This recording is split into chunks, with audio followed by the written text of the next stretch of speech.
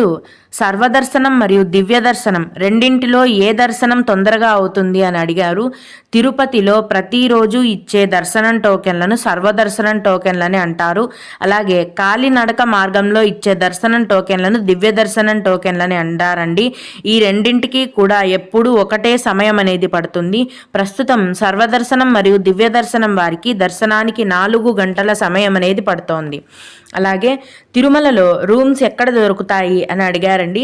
తిరుమల కొండపైన సిఆర్ఓ ఆఫీస్లో ప్రతిరోజు ఉదయం 4 గంటల నుంచి రూమ్స్ అనేవి కేటాయిస్తారు.